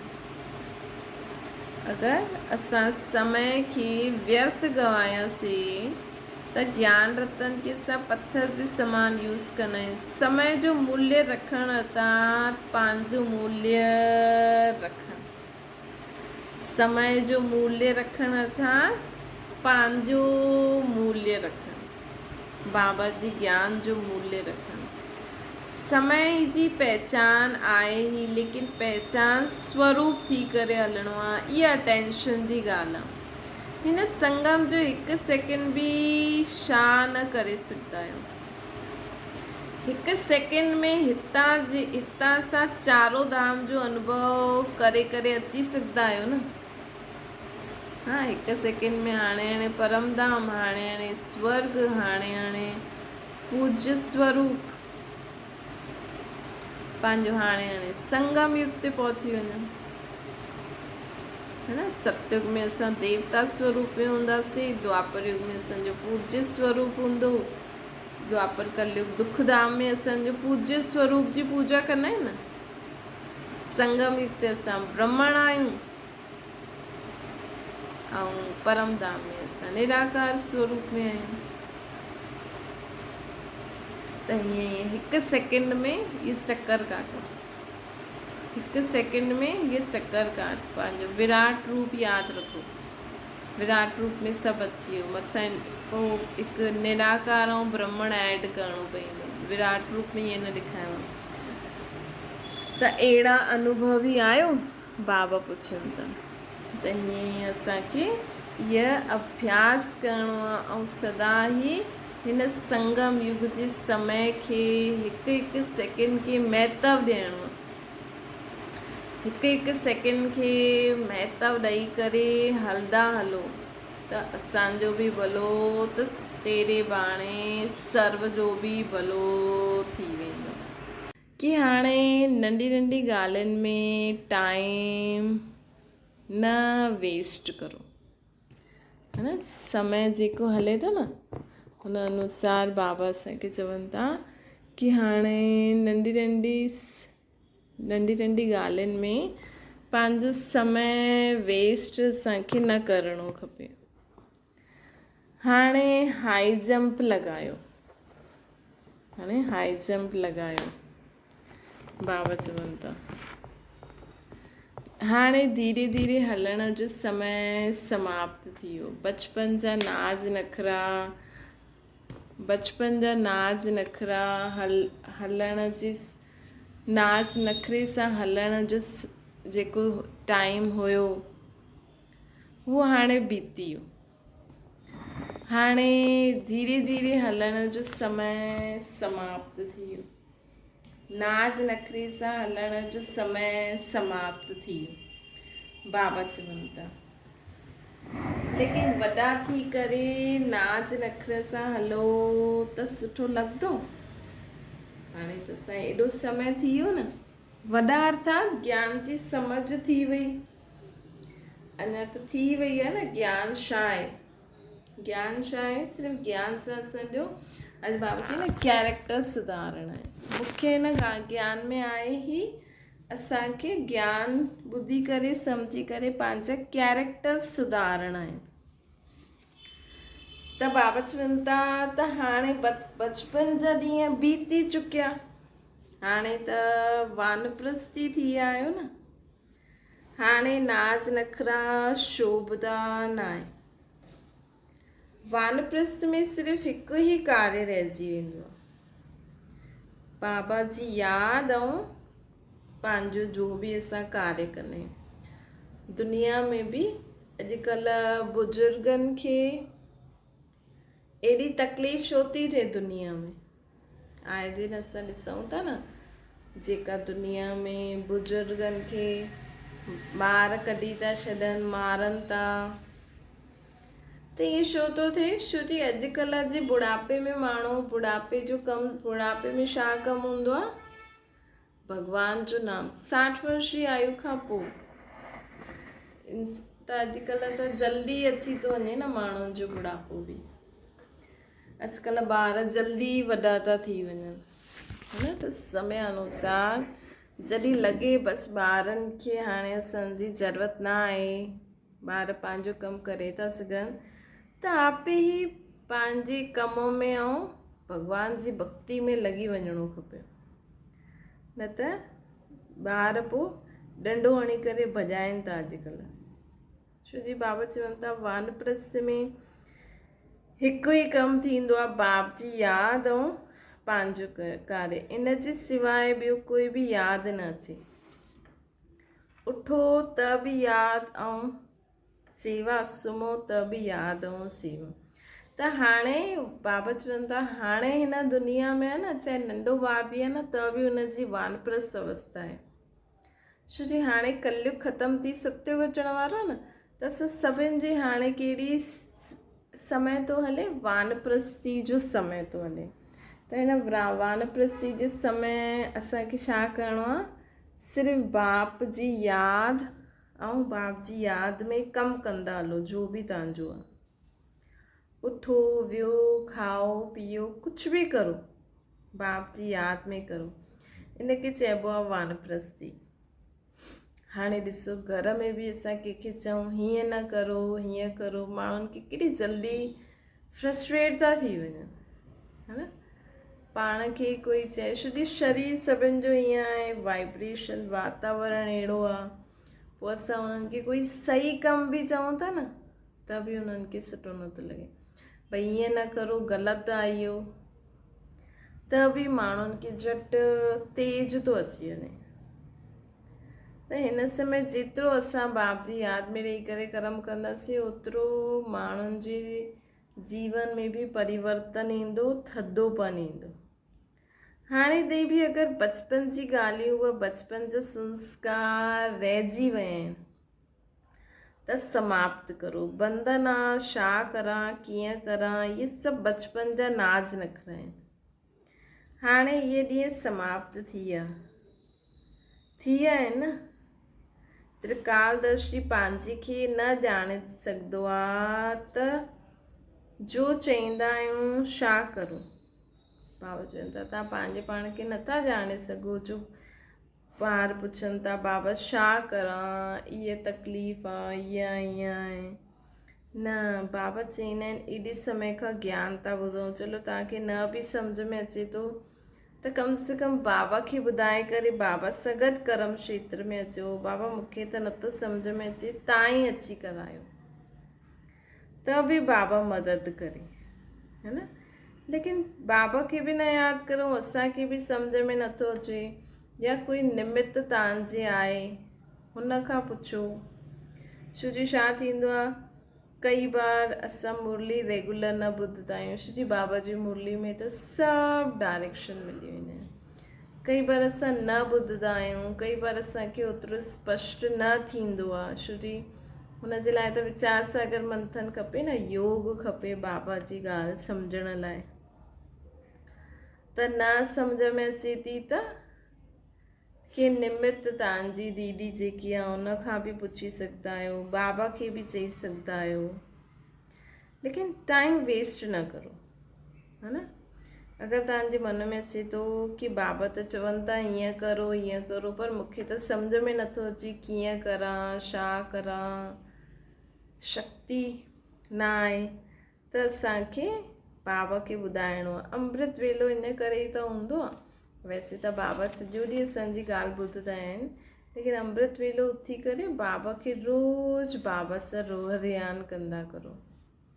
जेसि ताईं तव्हांजे घर जो वातावरण, तव्हांजे जीवन में सुख शांति ख़ुशी नथी अचे, पवित्रता नथी अचे, त उहो रोज़ रोज़ बाबा सां रोहरियान करे, बाबा सां शक्ति वठी करे, योग लॻाए करे असांखे हाणे ई 21 जन्मनि जो वरसो अर्थात हिन जन्म में ई अतीन्द्रिय सुख अनुभव करणो ई आहे। हर गुण हर शक्ति जो अनुभव करणो ई आहे, है न। त चेक करे रोज़ रोज़ कमाई करो, प्राप्ति करो, जेसि असांजी उहा अतीन्द्रिय सुख जी स्थिति नथी अची वञे। परिस्थितियूं त ईंदियूं, शरीर में बीमारी बि ईंदी, ॻाल्हियूं बि हूंदियूं, लेकिन असांजी आत्मिक स्थिति हिकदमि बाप समान।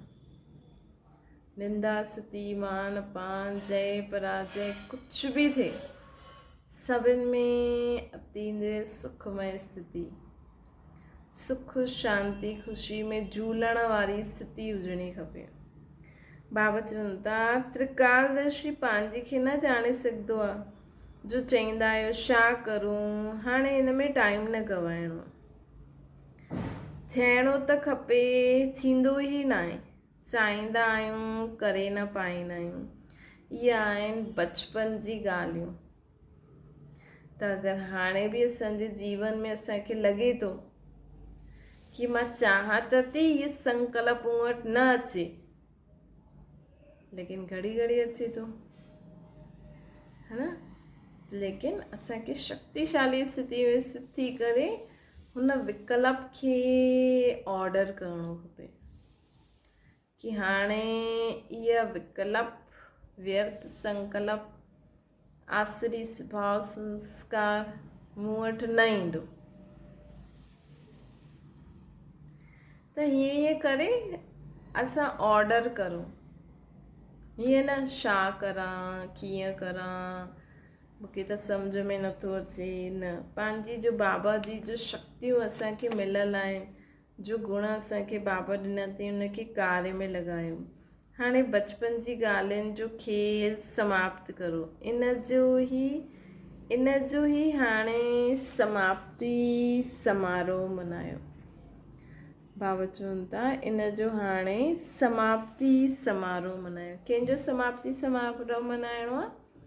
इहे जो ॻाल्हियूं ईंदियूं आहिनि न, छा करां, कीअं करां, फटाफट बाबा जी श्रीमत वठो, बाबा सां योग लॻायो। नथो थिए त ॿियनि सां असां मदद बि वठी सघंदा आहियूं, सहयोग, ब्रह्मण परिवार खां सहयोग बि वठी सघंदा आहियूं। ॿियो आहे बाबा ॿी पार्टी सां ॻाल्हाइनि था, ट्रस्टी सम्झण सां पावरफुल स्टेज जी अनुभूति। सभई सदा पंहिंजे खे ट्रस्टी सम्झी करे हलंदा आहियो न। ट्रस्टी अर्थात सदा हल्को, गृहस्थी अर्थात बोझ वारो। गृहस्थी सम्झंदव त उतरती कला में अची वेंदो, ट्रस्टी सम्झंदव त चढ़ती कला में अची वेंदो।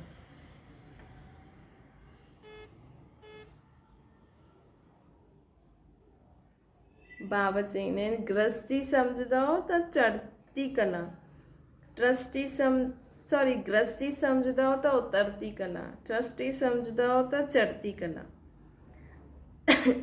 ट्रस्टी केरु हूंदो आहे? सदा बेफ़िक्र हूंदो आहे, अर्थात फ़िक्र सां फ़ारिग़ हूंदो आहे। उन्हनि खे रूहानी फ़कुर रहंदो आहे ट्रस्टी खे। ॾिसो वैसे बि अॼुकल्ह कोई ॿुधे थो, घर में बि कोई बि नथो ॿुधे कंहिंजी, है न। सभु पंहिंजे पंहिंजे हिसाब सां हलणु था चाहिनि, त तव्हां कंहिंजी टेंशन कंदव। शरीर बि पंहिंजे हिसाब सां हले थो। कोई चए थो ये न खाओ, कोई चए थो ये न खाओ, कोई चए थो हीअं न करो, है न। लेकिन शरीर में केतिरो बि माण्हू परहेज़ थो करे, केतिरो बि कुझु करे थो, बीमारी वञे थी। न शरीर थो मञे, न माण्हू था मञनि, कोई बि नथो, मतिलबु बीमारी त अचे ई थी, है न। बाबा बि चईंदा आहिनि बीमारी ॻाल्हियूं त ईंदियूं सही, असांजे कंट्रोल में आहे। असां सिर्फ़ु छा करे सघंदा आहियूं, जो बि ॻाल्हियूं अचनि थियूं, जो बि कुझु थियनि थियूं, उहो बाबा खे ॿुधाईंदा वञो ऐं बाबा सां योग लॻाईंदा वञो, बसि, है न। हिन समय इहो ई हिकु सुठी रीति हलण जो, जीवन में सदा सुख शांति सां हलण जो तरीक़ो इहो ई आहे कि सदा बाप जी यादि में रहो ऐं ज्ञान योग त करूं था। ॿियो बाबा खे सभु ॻाल्हियूं ॿुधाईंदा वञो, इन सां हल्को रहंदो, है न। बीमारी बि अचे थी छो जी असांखे हिसाब किताब हिते ई पूरो चुकतो करे वञिणो आहे, धर्मराजपुरी में थोरी अचिणो आहे। ऐं ॿियनि जी टेंशन करे छा कंदासीं, ॿियो ई बाबा सां डिस्कनेक्ट थी वेंदासीं, ॿियो ई जो तव्हां हुनजी मदद करणु चाहींदा आहियो उहो बि न करे सघंदा, है न। ॿियो ई तव्हां टेंशन करे करे तव्हांजी तबियत ख़राबु थी वई त ॿियो तव्हां उन्हनि जे लाइ बोझ थी वेंदा। त हिन करे ख़ुदि खे ट्रस्टी सम्झो, हर ॻाल्हि बाबा खे ॿुधाए करे सदा हल्को रहो, बेफ़िक्र रहो, तॾहिं ई बाबा जी मदद बि कैच करे सघंदा, उन्हनि आत्माउनि जी बि मदद करे सघंदा। ट्रस्टी अर्थात बेफ़िक्र बादशाह अर्थात फ़िक्र सां फ़ारिग़ हूंदा। हुननि खे रूहानी फ़कुरु रहंदो आहे कि मां मास्टर सर्वशक्तिवान आहियां। कहिड़ा बि सर्कमस्टेंसिस हुजनि, लेकिन स्वयं सदा हल्को रहंदो, स्वयं सदा न्यारो रहंदो, जरा बि वातावरण जे प्रभाव में न ईंदो। गृहस्थी सम्झण सां छा शो शुरू थी वेंदो आहे, ट्रस्टी सम्झण सां फुल स्टॉप लॻी वेंदो आहे। फुल स्टॉप अर्थात पावरफुल स्टेज जो अनुभव, है न। अगरि असांखे फुल स्टॉप लॻी वियो, सम्झो ॿारु नथो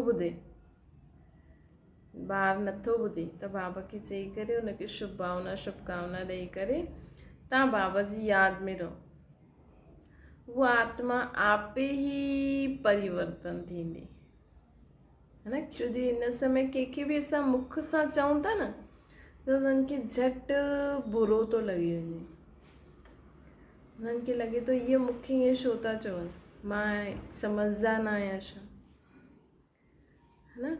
टी पार्टी सां बाबा ॻाल्हाइनि था, अंगत समान स्थिति ठाहिण लाइ निश्चय जो फाउंडेशन मज़बूत करो। हाणे अंगत जे समान अचल आहियो, माया जे कहिड़े बि प्रकार जी हलचल में बि अचल रही सघंदा आहियो। जो असांजो लक्ष्य आहे हुनखे बुद्धि में रखी करे असां सदा अचल अडोल रहूं। माया जो कोई बि वार असांजी स्थिति खे हिलाए न सघे,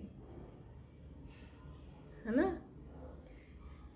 हिलण जो कारण छा हूंदो आहे, निश्चय जो फाउंडेशन मज़बूत न हुजण जे कारण ई हिलंदा आहियूं, है न। कोई तव्हांखे अची करे कुझु बि चई सघंदो आहे, तव्हां सिधो छा था करो, घर में वेठा ई था आहियो, कम बि नथा करो, कम बि तव्हांजी मायूं थी करे वञनि, बसि थोरो सो रोटी ठाहे वेठा ई था आहियो, छा था करो।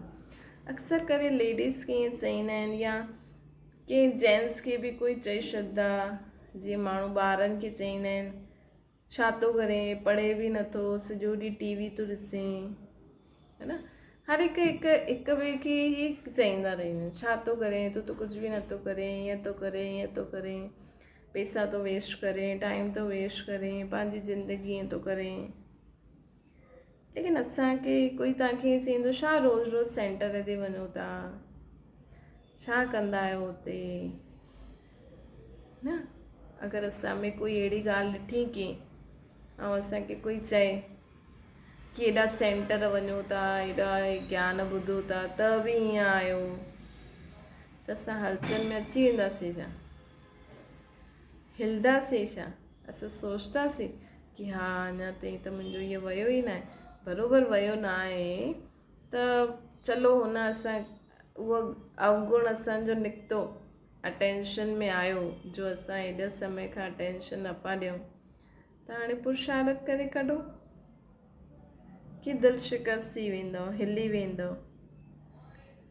है न। हीअं कोई बि करे, कीअं बि करे असांजे साम्हूं अची करे असांखे हिलाइण जी कोशिशि कंदो कहिड़ी बि ॻाल्हि में, पर असांखे बाबा जे ज्ञान खे, पंहिंजी पुरुषारत खे छॾिणो न आहे। भले असांजो अञा ताईं क्रोध न ख़तमु थियो आहे, उहो असांखे पतो आहे न ख़तमु थियो आहे, अगरि न थियो हुजे त, पर हिन जो मतिलबु इहे थोरी कि असां बाबा खे ई छॾे छॾो, ॿियो ई जास्ती यादि करो त क्रोध ख़तमु थी वेंदो, है न। कोई चए सेंटर ते छा रोज़ु रोज़ु वेंदा आहियो, इहे घर जो कमु केरु कंदो, ईअं हूअं, पर तव्हां पंहिंजी सेटिंग करे रखी आहे। माण्हू सेट करे ई वेंदो आहे, ईअं त न वेंदो न सभु कुझु छॾे करे, लेकिन विच विच में माण्हू ज़बरदस्ती तव्हांखे पंहिंजे ट्रैक सां हटाइण लाइ कुझु बि चई सघंदा आहिनि, पर असांखे पंहिंजे लक्ष्य में पको रहणो। असांजो सेट कयो आहे, हा भई एतिरे समय में मां सेंटर ते अची वेंदमि, पोइ ईअं करे वठंदमि, ईअं करे वठंदमि, बसि पंहिंजे कर्म कंदा हलो। छो जी अॼुकल्ह हर कमु जो बि कंदा आहियूं न त माण्हू विघ्न ज़रूरु विझणु अची वेंदा आहिनि। त बाबा चईंदा आहिनि निश्चय जो फाउंडेशन मज़बूत न हुजण जे कारण कॾहिं कॾहिं ॿार हिली वेंदा आहिनि, पोइ सोचंदा आहिनि हा कोई ॻाल्हि कोन्हे, घर में ॿुधी था वठूं मुरली, न छा वञी कंदासीं, उहो बि उते बि उअं ॿुधाईंदा, हिते बि ईअं ई ॿुधाईंदा। त हीअं करे कई ॻाल्हियूं असांखे बाबा सां बि कई माण्हू निश्चय तोड़ाइण जी कोशिशि कंदा। इहे एग्ज़ाम ईंदा आहिनि, बाबा चेक कंदा आहिनि मुंहिंजो ॿारु केॾो पको आहे। अगरि निश्चय हुजे कि कल्याणकारी समय आहे, हर ॻाल्हि में कल्याण आहे, त केतिरा बि तूफ़ान ईंदा। कई बार असांजे जीवन में एॾी परिस्थिती अची हुई, असां एॾो योग लॻायूं था, एॾी सेवा करूं था, त बि जीवन में ॻाल्हियूं अचनि थियूं, त कई बार ॿारनि खे लॻंदो आहे बाबा मां तव्हांजी एॾो यादि थी करां त बि तव्हां मुंहिंजी मदद नथा करो, त हिली वेंदा आहिनि। पर असांखे सम्झणो आहे कल्याणकारी समय, कल्याणकारी बाप मूंसां गॾु आहे, त हर ॻाल्हि में कल्याण आहे, त केतिरा बि तूफ़ान छो न अचनि, लेकिन मूंखे हिलणो न आहे, न। हाणे निश्चय जे फाउंडेशन खे तीव्र पुरुषारत जे पाणी ॾेई करे मज़बूत करो, त सदा अंगत जे समान रहंदा। छा करिणो आहे? तीव्र पुरुषारत जो पाणी ॾेई करे पंहिंजे निश्चय खे मज़बूत करो कि कुझु बि थिए मूंसां गॾु बाबा आहे। बाबा कुझु नथा करनि, इहे असांजा कर्म ई असांजे साम्हूं अचनि था। ॿियो ई कोई बीमारी अचे, कोई परिस्थिती अचे न, ॿियो ई जास्ती बाबा खे यादि करणो खपे। माया जी वार खे वार न सम्झंदा अहिड़ा ॿार। कॾहिं हिलण जो समय आयो, यदि हाणे हिलण जो समय वियो। पहिरियों बाबा चई न हाणे बचपन जा ॾींहं विया, वानप्रस्थी आयो हाणे। यदि हाणे बि हिलंदा आहियो त लास्ट पेपर में बि हिली वेंदा। यदि हाणे बि हिलंदा आहियूं त लास्ट पेपर में बि हिली वेंदो, पोइ त जन्म जे लाइ फेल थी वेंदासीं।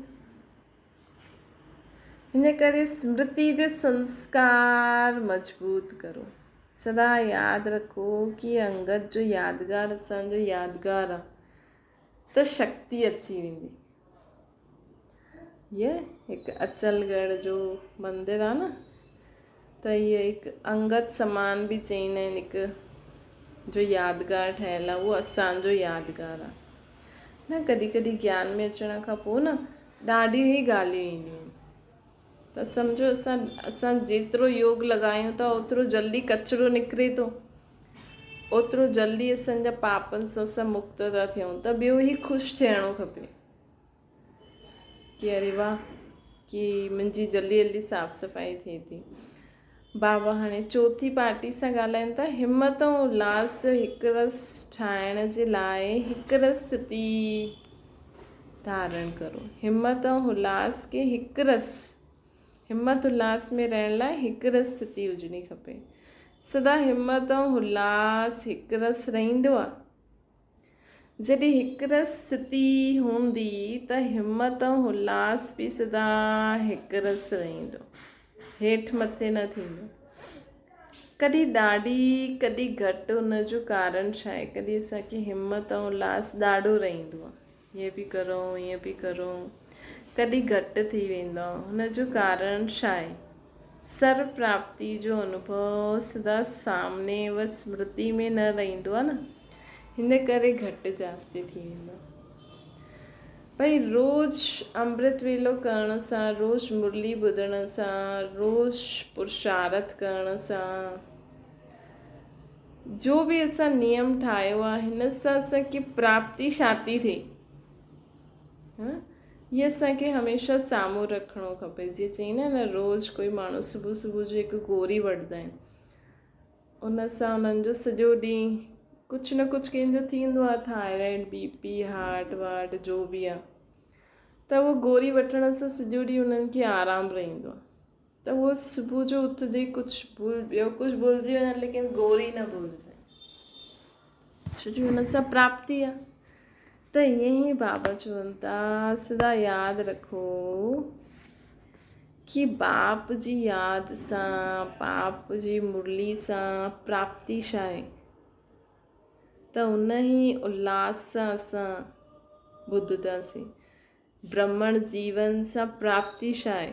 त उहो ई हिमत करे असां हिन जीवन खे कंटिन्यू रखंदासीं, हलंदा रहंदासीं, चाहे कोई बि ॻाल्हि अची वञे न। कॾहिं कॾहिं कोई ॻाल्हि ईंदी आहे न, त माण्हू उन ॾींहुं मुरली न ॿुधंदा, अमृत वेलो मिस करे वठंदा, अरे ॻाल्हि ई अहिड़ी थी वई हुई। ॻाल्हि जो बि हुजे, जेको असांखे बचाए करे हले थो, जेको असांखे हथु पकिड़े हले थो, उहो मूंखे अॼु छा थो चए, भई अॼु मूंखे सॼो ॾींहुं कीअं हलणो आहे, है न। मुरली में इहे ई त ईंदा आहिनि न, बाबा जी यादि सां सॼे ॾींहं जे लाइ शक्ति भरिजी वेंदी आहे। मुरली ॿुधण सां सॼे ॾींहुं असांजे जीवन में छा छा थियण वारो आहे, जो बि ॻाल्हियूं अचणियूं आहिनि, हुन जे लाइ मुरली में असांखे उत्तर मिली वेंदो आहे, ईअं हलणो आहे।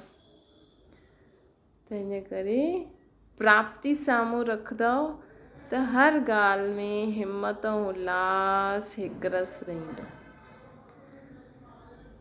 त बाबा चवनि था, प्राप्ति अॼु अल्पकाल जी प्राप्ति ही हिमत ऐं उल्लास में लाहींदी आहे, त इहे त सदा काल जी ऐं सर्व प्राप्ति आहे। हिन जो परिणाम छा हूंदो? पाप द्वारा जन्म सां ई असांखे प्राप्ति थी आहे न, हुन जी लिस्ट कढो। ब्रह्मन ठहिण खां पोइ, बाबा जो ठहिण खां पोइ तव्हांखे छा छा प्राप्ति थी आहे, हुन जी लिस्ट साम्हूं रखो। हाणे प्राप्ति अटल अचल आहे, त हिमत ऐं उल्लास बि अचल हुजणो खपे न। बाबा जी की प्राप्ति कराइनि था, उहो त अटल अचल आहे, त असांखे उन हिसाब सां पंहिंजे हिमत ऐं उल्लास बि अचल रहणो खपे। अचल जे बजाए कॾहिं मन चंचल थी वेंदो, उहा स्थिति चंचल में अची वेंदी, कि चंचलता जा संस्कार में अची वेंदा न। बाबा चईंदा आहिनि, अगरि हाणे तव्हां अमृत वेलो, मुरली क्लास या पुरुषार्थ जी स्थिति सां कंदव, ज़बरदस्ती कंदव कि अरे हलो थो अमृत वेलो करिणो आहे, हलो मुरली ॿुधण था वञो, मन सां अगरि न वेंदो, त असांजा पुजारी बि हलो थो मंदर में खोलो, तयार आदि करो मूर्ति खे, हीअं बेमन सां कंदा न। कंहिं मंदर जा वाइब्रेशन सुठा हूंदा आहिनि, कंहिं जा न हूंदा आहिनि, छो? इहे हुतां जे पुजारी जे मथां डिपेंड हूंदो आहे, है न। ऐं पुजारी जी स्थिति हाणे असांजी स्थिति जे अनुसार डिपेंड कंदी। हाणे जेतिरो असां दिलि सां उल्लास सां रोज़ु अमृत वेलो कंदासीं, ख़ुशी ख़ुशी सां कंदासीं, प्राप्ति साम्हूं ॾिसी रख करे कंदासीं, ओतिरो असांजा पुजारी बि द्वापर कलयुग में असांजे मंदरु ईअं ई कपाट खोलंदा, ईअं ई असांजी मूर्ति खे श्रृंगारदा, ईअं ई उतां जा वाइब्रेशन बि रहंदा। केॾो मतिलबु हिसाब ॾिसो। हाणे असांजी स्थिति जंहिं रीति असां बाबा खे यादि करूं था, बाबा जी ॻाल्हियूं ॿुधूं था, बाबा जो चयो मञूं था, जीअं असांजी सॼो ॾींहुं स्थिति रहे थी, उन हिसाब सां असांजे मंदर जा वाइब्रेशन 2 द्वापर कलयुग ताईं रहंदा। राधे कृष्ण जे मंदर में ॾिसो ऐं किथे कोई मंदर में ॾिसो त इहे असांजी हाणे जी स्थिति असांजे मंदरनि जी स्थिति द्वापर कलयुग में रहंदी। उन सभु माण्हुनि खे केतिरी प्राप्ति थींदी। त इहे सभु इंटर रिलेटेड आहे। संगम युग केॾो इम्पोर्टेंट समय आहे ऐं असां सॼो ॾींहुं असांजो हर सेकेंड केॾो इम्पोर्टेंट आहे। हर सेकेंड असांखे केतिरो ख़ुशि रहणो खपे, केतिरो शुद्ध संकल्पनि में रहणो खपे, केतिरो पॉज़िटिविटी में रहणो खपे, जंहिंजो फल माण्हुनि खे मिलंदो, जंहिंसां माण्हुनि खे ॾाढी प्राप्ति थींदी। जंहिंसां माण्हुनि खे ॾाढी प्राप्ति थींदी, जंहिंसां माण्हू पंहिंजे जीवन में सुख शांती ख़ुशी सां रहंदा। असां हिक जे कारण, छो जी हाणे असां कंहिंसां कनेक्टेड आहियूं? बाबा सां। त बाबा चवनि था कि अचल जे बजाए कॾहिं मन चंचल थी वेंदो आहे, स्थिति चंचलता में अची वेंदी, चंचलता जा संस्कार में अची वेंदी। हाणे त विश्व में तव्हां आत्मायूं सभिनि खां बुज़ुर्ग आहियो, अनुभवी आहियो, पोइ बि चंचल छो थी वेंदा आहियो? हाणे असांजे साम्हूं कोई बि असांजी कोई निंदा ग्लानी करे त असांजी स्थिति हेठि मथे थींदी। अगरि असांजी थींदी त पोइ उहो थियनि था त छा ॻाल्हि आहे, है न? असांजी त न थियणी खपे न। हाणे असां त एॾा बुज़ुर्ग थी विया आहियूं, अनुभवी थी विया आहियूं न। बुज़ुर्ग मतिलबु शरीर सां न, आत्मा जे हिसाब सां। सदा बाप ऐं प्राप्ति खे साम्हूं रखण सां अचल अर्थात हिकु रस ठही वेंदो, सभु विघ्न ख़तमु थी वेंदा। जन्म सां ई विजय जो तिलक लॻल आहे, सिर्फ़ु इहे मिटी न वञे, इहा अटेंशन रखिणो आहे। सदैव नयो उमंग, नयो उल्लास। बाबा चवनि था सदैव नयो उमंग, नयो उल्लास हुजिणो खपे असांखे। नयो प्लान ठाहिणो खपे रोज़ु अहिड़ो कोई सर्विस जो साधन ठाहियो जंहिंसां कम ख़र्च बालानशीन ज़्यादा थिए, है न? भले तव्हां ॿाहिरि सर्विस नथा करणु वञो त भई कोई न कोई पॉइंट असांखे ॿुधी में रखी कि अॼु मूंखे जेको बि मिलंदो, जेको बि संपर्क में ईंदो, मूंखे अॼु इहो पॉइंट उनखे ॿुधाइणो, है न? न त मूंखे अॼु मनसा में इहो दान करिणो, है न? त कर्मणा कंदे समय मूंखे इहो अभ्यास करे कर्मणा करणी आहे, त हीअ बि सेवा थी वई। हाणे ॾाढी सेवा जी मार्जन आहे, उनखे पूरो करो। हर प्रोग्राम में विशेषता व नवीनता ज़रूरु हुजणी खपे। सभिनि खे अनुभव कराइण जो प्लान ठाहियो। त असां घर गृहस्थी में रही करे बि, अॼु बि बाबा चई न कि सुबुह वारी साकार मुरली में कि संबंधनि खे, पंहिंजे जेका बि संपर्क में ईंदा आहिनि हुननि खे बि असां कीअं ज्ञान ॾियूं, कीअं उन्हनि खे कोई पॉइंट ॿुधायूं, इहे बि युक्ति रचणी खपे। टीचर्स सां बाबा ॻाल्हाइनि था। टीचर्स त बाप समान आहिनि। जीअं बाप शिक्षक आहे उहो तव्हां बि शिक्षक आहियो न, त समानता थी वई। त समान वारनि खे छा चइबो आहे? फ्रेंड्स। टीचर अर्थात ज्ञान ॾियण वारो। तव्हां बि ज्ञान ॾींदव त बाबा जा फ्रेंड्स ठही वेंदव। टीचर बि बाप दादा जी फ्रेंड्स आहिनि। इहे फ्रेंड्स जो संबंध बि यादि रहे त सहज योगी थी वेंदव। फ्रेंड्स जो नातो ॾाढो समीप हूंदो आहे। फ्रेंड्स आपस में जेतिरो स्पष्ट हूंदा आहिनि न, ओतिरा माउ बाप सां न हूंदा आहिनि। फ्रेंड्स जो संबंध यादि रहे त तोसां ई खायां, तव्हां ई वियां, तव्हां ई खेॾां, इहो अभ्यास सहज थी वेंदो। त जेको बाबा चईंदा आहिनि न, तव्हां ई खाऊं, तव्हां ई वियूं, तव्हां ई रास रचायूं, इहो अगरि पुरुषार्थ करिणो आहे त बाबा खे कंहिं संबंध में यादि करो, फ्रेंड जे संबंध में यादि करो। त कॾहिं बाबा खे फ्रेंड जे संबंध में यादि करे बाबा सां ॻाल्हियूं करो, है न। त फ्रेंड खे माण्हू कमु बि ॾींदो आहे न, कि मुंहिंजो इहो कमु करे छॾ, न मूंखे एॾो सारो कमु आहे, तूं कर। माउ बाप खे भले ई न चईंदो। त फ्रेंड खे, शिव फ्रेंड खे असां इहे बि चई सघंदा आहियूं कि शिव टीचर असांखे इहो पढ़ायो अथई, इहो होमवर्क ॾिनो अथई, इहो अभ्यास करिणो आहे, इहो पुरुषार्थ करिणो आहे, त तव्हां मूंखां करायो, है न, हिकदमि फ्रेंड जे रीति। त सभी फ्रेंड्स खे मुबारक हुजे। पंजाब दिल्ली ॿिन्हिनि जी टीचर्स आहिनि, त ॿई भाउ भेण थी विया न। दिल्ली आहे भाउ, पंजाब आहे भेण। पंजाब सां निकिती, पंजाब बि दिल्ली सां निकितो आहे न। त ॾिसो, हाणे बाबा कंहिं स्टेट खे कंहिं विशेषता सां ॾिसनि था न, त हिन करे हाणे बि ॾिसो कंहिं शहर में छा विशेष आहे, कंहिं स्टेट में छा विशेषता आहे, त इहे बि बाबा हाणे ई हर स्टेट में उहो गुण विझनि था। अच्छा, ओम शांति। बाबा खे यादि करो।